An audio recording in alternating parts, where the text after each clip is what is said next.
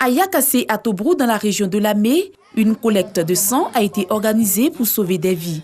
C'est la mission de l'Union des femmes du personnel du préscolaire et du primaire de ce département. Pour cette union, l'heure est venue de poser des actes concrets. Donner de son sang, ce liquide précieux, vu l'urgence dans les hôpitaux. On sait bien que dans notre pays, il y a un manque véritable de sang.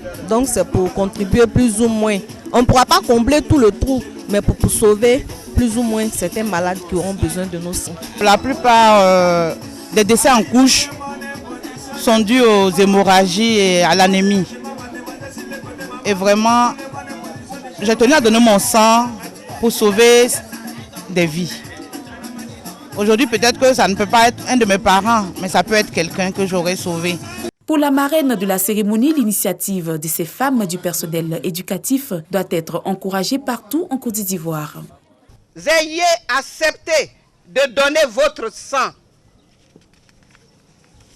En donnant votre sang, vous sauvez la vie de votre prochain, car le sang, c'est la vie. Le préfet du département de Yakassé, Kassoum Koulibaly, a exhorté les populations à plus d'engagement et de motivation à travers cette opération de don de sang. Au cours de cette cérémonie, des prises en charge médicales pour le dépistage du diabète et de l'hypertension ont été offertes aux populations.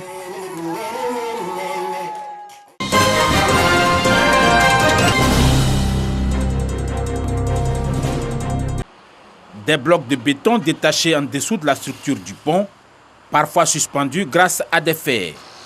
Conséquence de l'incivisme des conducteurs d'engins, principalement des camions remorques exagérément chargés. Pour les usagers, le pont piéton reliant les quartiers d'Andokwa et de Yopougonga n'est plus trop rassurant. Par moment, il y a des personnes même qui ont peur de passer. Parce que quand ils voient la manière dont le pont est dégradé, vraiment ça pose un problème. Souvent quand tu marches dessus, toi-même tu sens que non, c'est pas trop stable.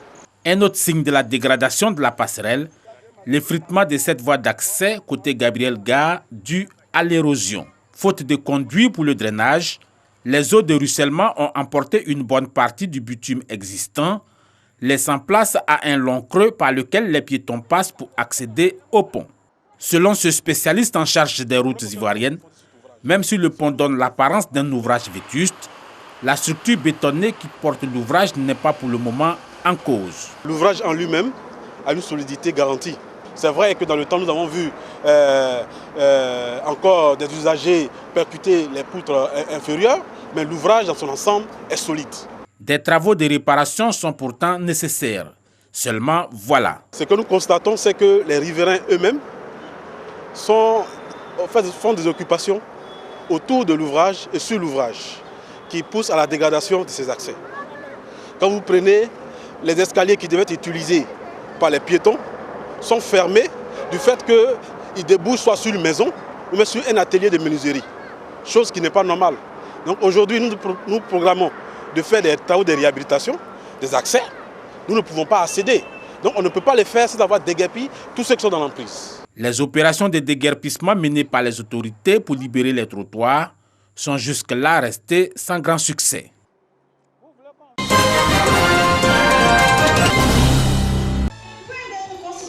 Historique et fonctionnement de la RTI. Libéralisation de l'espace audiovisuel avec un environnement bientôt concurrentiel. Redevance et marché de la publicité. Autant de questions pour meubler la rencontre avec la délégation du ministre de la Communication et des Médias.